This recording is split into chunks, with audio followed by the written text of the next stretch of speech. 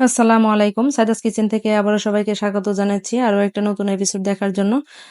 আশা করছি সকলেই ভালো আছেন। আলহামদুলিল্লাহ আমিও ভালো আছি।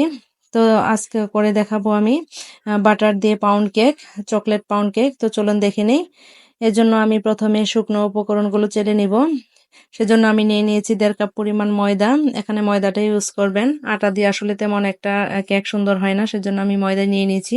আর দিয়ে দিচ্ছি 1 টেবিল চামচ পরিমাণ কর্নফ্লাওয়ার। আর দিচ্ছি 2 চা চামচ baking powder, 1/4 cup cocoa powder. আমি এখানে ক্যাডবেরির যে কোকো পাউডার সেটা ইউজ করেছি। আর দিয়ে দিচ্ছি 1 চিমটি লবণ। এখন সবগুলো শুকনো উপকরণ ভালোভাবে আমি চেলে নিব। চালার পর যে গুঁড়িগুলা থাকবে সেগুলো আমি ফেলে দিব। এখন সবগুলো উপকরণ আমি ভালোভাবে মিশিয়ে নিয়ে একটা সাইডে রেখে দিব। আর আরো একটা মিক্সিং বোল নিয়ে নিলাম আমি।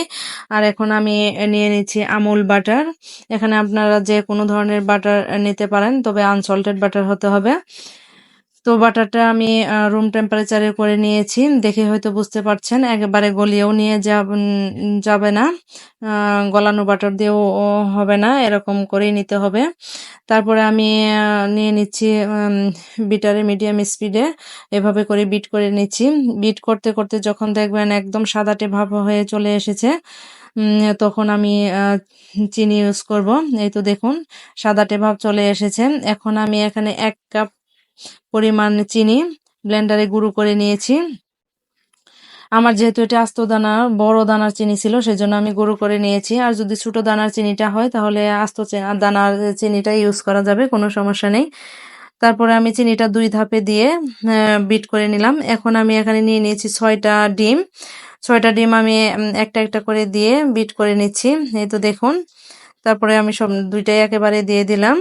সবগুলো ডিম দিয়ে আমি ভালোভাবে এভাবে বিট করে নিচ্ছি। বিটারের স্পিডটা থাকবে মিডিয়াম। তো এভাবে করে আমি বিট করে নিলাম। বুলের চারধারে যখন এরকম করে ছিটিয়ে যাবে, তখন স্প্যাচুলা দিয়ে আবারও সবগুলা আমি মাঝখানে নিয়ে নিব। তো যখন বিট করা হয়ে যাবে, তো এ পর্যায়ে আমি দিয়ে দিব 1/2 কাপ পরিমাণ লিকুইড দুধ। আমি গরুর দুধটা জাল করে ঠান্ডা করে নিয়েছি। এটা ঠান্ডা বলতে ফ্রিজের দুধ না। জাল করার পর নর্মাল টেম্পারেচারে রেখেছি, ঠান্ডা হয়েছে তখন আমি ব্যবহার করছি। তারপর আমি দিয়ে দিচ্ছি এখন যে শুকনো উপকরণগুলো চেলে রেখেছিলাম, সেই উপকরণগুলো অর্ধেকটা পরিমাণ দিয়ে দিলাম। দিয়ে আমি ভালোভাবে মিশিয়ে নিচ্ছি।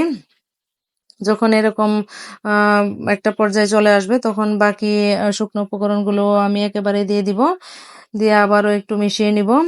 তো এইভাবে স্প্যাচুলা দিয়ে মিশানোর পরে আমি বিটার ইউজ করব। এই তো দেখুন এখন আমি বিটার দিয়ে করে নিচ্ছি। পাউন্ড কেকে আসলে ফোমের প্রয়োজন হয় না, তো সেজন্য আসলে বিটার দিয়ে করে নিলেই ভালো হয়। বিটার দিয়ে করার পরে এখন আমি দিয়ে দিচ্ছি 1 চা চামচ পরিমাণ চকলেট ইমালশন। কারো কাছে চকলেট ইমালশন না থাকলে চকলেট এসেন্সটা ব্যবহার করতে পারেন। তারপরে আমি আবারও একটু বিট করে নিলাম। এই তো বিট করা আমার হয়ে গিয়েছে। এখন আমি বিটারের কাঁটাটা খুলে নিয়ে যে বিটারের কাঁটার মধ্যে যে লেগে আছে সেগুলো আমি নিয়ে নিলাম। এখন স্প্যাচুলা দিয়ে আরো একটু নেড়ে নিলাম। নেওয়ার পরে এখন আমি একটা মোল্ড নিয়ে নিয়েছি। আগে থেকে মোল্ডে আমি বেকিং পেপার দিয়ে তারপরে তেল ব্রাশ করে নিয়েছি। তারপরে সম্পূর্ণ ব্যাটার আমি ঢেলে দিলাম। দিয়ে স্প্যাচুলা দিয়ে এভাবে করে দিচ্ছি। এখন আমি একটা শাসলিকের কাঠি দিয়ে আরো একটু নেড়ে চেড়ে নিচ্ছি, কারণ নিচে যদি বাবলস থাকে তাহলে সেগুলো ভেঙে যাবে। তো এখন আমি 180 ডিগ্রিতে 10 মিনিট প্রিহিটেড ওভেনে বেক করে নিয়েছি 30 মিনিটের জন্য। এই তো দেখুন আমার কেকের ফাইনাল লুক। কেকটা বেক হওয়ার পরে ঠান্ডা হলে তারপরে আমি আসলে চলে এসেছি। এখন আমি মোল্ড আউট করে নিব। এই তো দেখুন মোল্ড আউট করে নিচ্ছি। মোল্ড আউট করে নেওয়ার পরে আমি এখন কেটে শেয়ার করছি আপনাদের সাথে। আপনারা আপনাদের পছন্দ মতো করেই কেটে নেবেন। আমি এভাবে করেই কেটে নিচ্ছি। তো দেখে হয়তো বুঝতে পারছেন কতটা সুন্দর হয়েছে কেকটা। পারফেক্ট ভাবে ফুলেছে। আর খেতেও আলহামদুলিল্লাহ খুবই মজা ছিল। বাচ্চারাও খুব মজা করে খেয়েছে। আমি কখনো এই কেকটা খাই না, চকলেট কেক। তো বাটার দিয়ে বানালে আমি খেতে পারি, অনেকটা টেস্টি হয়। তো দেখেই হয়তো বুঝতে পারছেন কতটা সুন্দর হয়েছে। আশা করি আজকের ভিডিওটি আপনাদের ভালো লেগেছে। যদি ভিডিওটি ভালো লেগে থাকে তাহলে অবশ্যই লাইক, কমেন্ট ও শেয়ার করতে ভুলবেন না। এরকম মজার, মজার রেসিপি পেতে আমার চ্যানেলটি সাবস্ক্রাইব করে পাশে থাকবেন। তো সবাই খুব ভালো থাকবেন, সুস্থ থাকবেন। আবারও চলে আসবো নতুন কোনো ভিডিও নিয়ে। আল্লাহ হাফেজ।